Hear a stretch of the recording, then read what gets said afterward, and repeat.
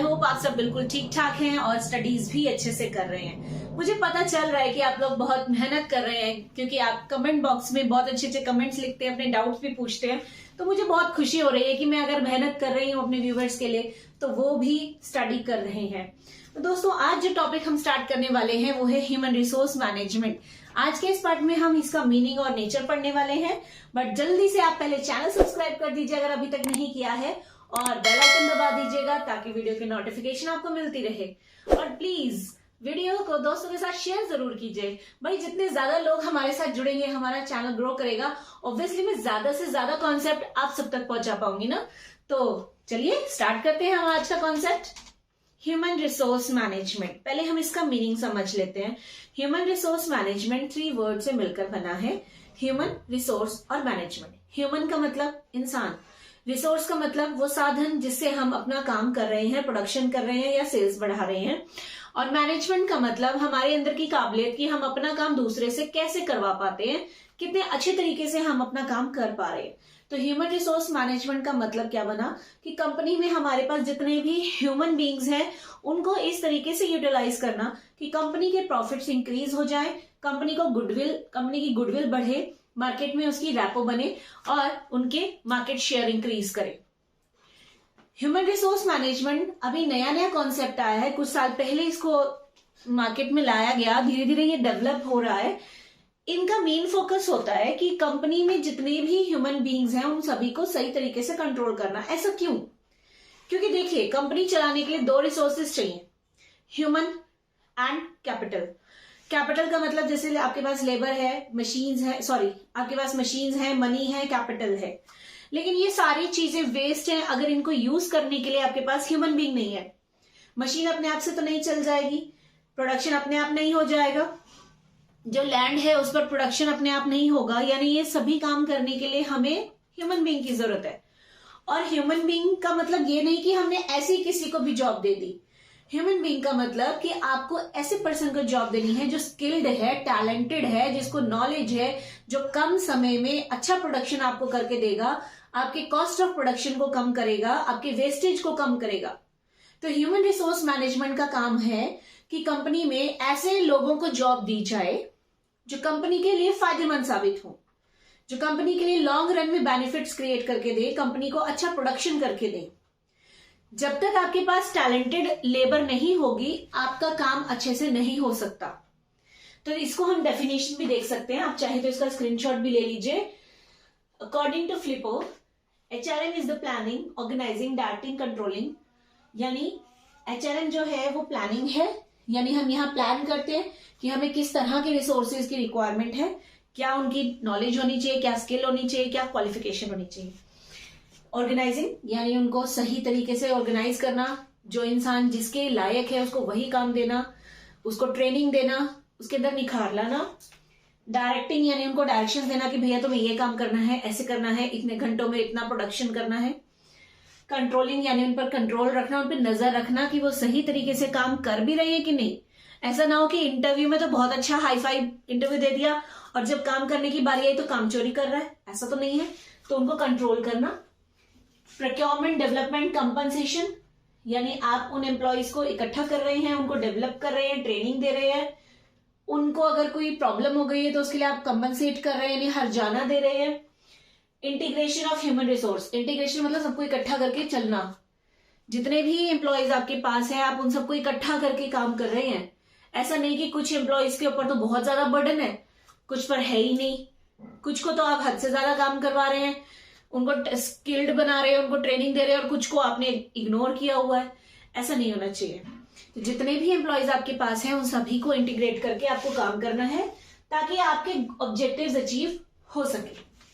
तो क्लियर हो गया HRM का मतलब कि सबसे पहले ये स्टार्ट होता है ये चेक करने से कि हमें कितने एम्प्लॉयज की जरूरत है, कहाँ से एम्प्लॉयज आएंगे, उनको ट्रेन करवाते हैं, आप ट्रेनिंग देते हैं, उनको चेकिंग करते हैं, उनको टाइम टू टाइम इवेल्युएट करते हैं कि उनका काम ठीक से चल रहा है कि नहीं, उनको गाइडेंस देते हैं ताकि आपके सभी ऑब्जेक्टिव्स अचीव हो सके। Nature of human resource management यानी ह्यूमन रिसोर्स की क्या खासियत है, कैसा नेचर है उसका। First point is comprehensive function. ये कॉम्प्रिहेंसिव है, कॉम्प्रिहेंसिव का मतलब बहुत बड़ा फंक्शन है। ये ऐसा नहीं है कि बस आपने प्लानिंग किया और आपका काम खत्म हो गया, नहीं। प्लानिंग, ऑर्गेनाइजिंग, डायरेक्टिंग, कंट्रोलिंग, आप सब कुछ कर रहे हैं यहाँ पर। एक एचआर जो होता है वो ये सारे काम कर रहा है अकेला, सिंगल हैंडेड, तो इसलिए ये कॉम्प्रिहेंसिव फंक्शन माना जाता है। पर सेकंड है साइंस एंड आर्ट बोथ, यानी हमारी जो एचआरएम है वो साइंस के साथ साथ आर्ट भी है।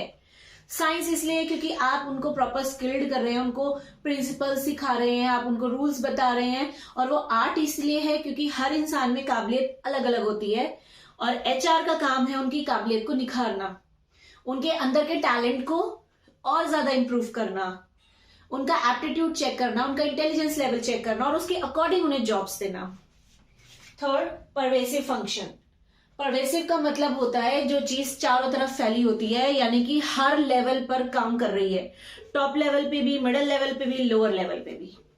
हर तरह के लेवल ऑफ मैनेजमेंट पे ये काम चल रहा है क्योंकि हमें तीनों ही लेवल्स पर लेबर की जरूरत है ना, ह्यूमन बीइंग की जरूरत है। टॉप लेवल पे भी हमें सीईओ चाहिए, डायरेक्टर्स चाहिए, मिडिल लेवल पे हमें मैनेजर्स चाहिए, लोअर लेवल पे भी हमें पर्सन चाहिए। तो ये एचआर का जो काम है तीनों लेवल पर होता है और इसको तीनों लेवल के पर्सन्स को बिल्कुल सही तरीके से चूज करना होता है। Next, people oriented. यहां पर फोकस होता है सिर्फ लोगों पर, क्योंकि हम यहाँ कोई प्रोडक्शन नहीं कर रहे, हम यहाँ कोई रॉ मटेरियल नहीं खरीद रहे, हम यहाँ पर कोई मशीन नहीं लेकर आ रहे, हम यहाँ पर ह्यूमन बीइंग को लेकर आ रहे। जैसे कि आपने देखा होगा हर कंपनी में, चाहे ऑर्गेनाइजेशन है, फर्म है, स्कूल, कॉलेजेस, हर जगह स्टाफ की रिक्वायरमेंट है। और स्टाफ का सिलेक्शन कितना लेंथी प्रोसेस होता है। रिटन इंटरव्यू भी लेते हैं आप, रिटन टेस्ट लेते हैं आप, उनका इंटरव्यू लेते हैं, डेमोज लेते हैं, उनके अलग अलग तरीके से टेस्टिंग करते हैं और फिर फाइनली आप एक बेस्ट कैंडिडेट चूज करते हैं। तो ये सारा काम क्या है? पीपल ओरिएंटेड, यानी लोगों को ध्यान में रखते हुए किया जाता है। Next is continuous process. Human resource management एक कॉन्टिन्यूस प्रोसेस है, क्योंकि ये एक बार शुरू होता है, उसके बाद आप पर्सन को सिलेक्ट भी कर लो ना तो आपका काम खत्म नहीं है। आपने उसको सिलेक्ट किया, अब आपका काम शुरू हो गया कि आप उसे काम समझाएं, उसको उसके डेजिग्नेशन बताएं, रूल्स बताएं कंपनी के, उसके राइट्स बताएं, उसे क्या काम उसे करना है वो बताएं, ड्यूटीज बताएं। उसके बाद उस पर नजर भी रखना पड़ता है कि वो ठीक से काम कर रहा है कि नहीं, और उसके बेसिस पर ही आप उसको प्रमोशन देते हैं या पनिश करते हैं। ठीक है, उसके बाद हमेशा कंपनी में कोई ना कोई आता जाता रहता है, तो जब कोई कंपनी छोड़ के जाएगा आपको फिर से नए पर्सन कंपनी में अपॉइंट करने पड़ेंगे। तो यानी ये काम कॉन्टिन्यूसली चलता ही रहता है।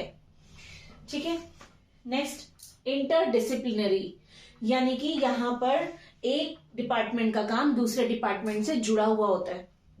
अगर हमारे प्रोडक्शन डिपार्टमेंट में लेबर की कमी है तो ऑब्वियसली प्रोडक्शन टाइम पे नहीं होगा और सेल्स डिपार्टमेंट सेल्स नहीं कर पाएगी। तो यानी हर डिपार्टमेंट एक दूसरे से जुड़ा हुआ है और हर जगह हमें अच्छे लेबर की रिक्वायरमेंट होती है। Next, basic to all functional areas, यानी कंपनी में जितने भी फंक्शंस हो रहे हैं, चाहे टॉप लेवल पे, मिडिल, लोअर, कहीं पर भी, वो सभी फंक्शंस लेबर के ऊपर बेस्ड होते हैं। जितना टैलेंटेड और स्किल्ड स्टाफ आपके पास होगा, आपकी कंपनी उतना ही अच्छा ग्रो करेगी। Next, based on human relation. Very simple, HRM जो है वो ह्यूमन रिलेशंस पर बेस्ड होता है, क्योंकि यहाँ पर एक सुपीरियर और सबॉर्डिनेट का रिलेशन बन जाता है। सुपीरियर यानी हेड, वो बताता है अपने अंडर काम करने वाले को कि उसको क्या क्या करना है, कैसे करना है, गाइडेंस देता है। और जब तक वो अच्छे से बिहेव नहीं करेगा अपने अंडर काम करने वाले के साथ, तो ऑब्वियसली काम में मजा नहीं आएगा, क्योंकि नीचे वाला जो काम कर रहा है वो हमेशा बर्डन फील करेगा अपने ऊपर, वो हमेशा अपने हेड को डिसलाइक करेगा, जिसकी वजह से कंपनी में एक ट्यूनिंग नहीं बन पाएगी। तो अगर आप चाहते हैं कंपनी में ट्यूनिंग बने तो ह्यूमन रिलेशंस को बेस्ट बनाना पड़ेगा। नेक्स्ट, रीसेंट ओरिजिन, यानी कि ये कॉन्सेप्ट अभी नया नया ही आया है मार्केट में, ज्यादा अभी इसने ग्रो नहीं किया। Next, focus on results than rules. ये बहुत इंपॉर्टेंट बात है कि हमारा जो एचआरएम है वो रूल्स पे फोकस नहीं करता। वो ये नहीं देखता कि कंपनी में क्या रूल है, कंपनी की क्या पॉलिसीज है, वो फोकस करता है रिजल्ट्स पर। यानी कि काम समझा दिया वर्कर को, ट्रेनिंग उसको दे दी, उसको रूल्स बता दिए, उसकी ड्यूटीज, अथॉरिटीज सब बता दिया। अब वो ये चेक करेगा कि भैया काम हो रहा है कि नहीं हो रहा है। वो ये बोलेगा कि बस मैंने तेरे को सब कुछ सौंप दिया, अब मुझे रिजल्ट्स ला कर दे। बाय हुक और क्रुक कैसे भी हमें रिजल्ट्स चाहिए, तो ये हमेशा रिजल्ट पे फोकस करता है, और जो जितना जल्दी रिजल्ट्स लाकर देगा, जितना अच्छा परफॉर्म करेगा, उसको उतनी जल्दी प्रमोशंस मिलती हैं। Next, helps to achieve individual, organisational and social objective, यानी ये कंपनी के इंडिविजुअल, ऑर्गेनाइजेशनल और सोशल तीनों तरह के ऑब्जेक्टिव्स को अचीव करने में मदद करता है। तो इसी के साथ हमारा ये आज का पार्ट तो खत्म हुआ। नेक्स्ट वीडियो में हम इसको और आगे कॉन्सेप्ट को कनेक्ट करेंगे, जिसमें हम इसके एडवांटेजेस, लिमिटेशंस के बारे में भी पढ़ेंगे। अगर आपको कोई डाउट हो तो कमेंट सेक्शन में आप पूछ सकते हैं। Till then bye bye, have a good day.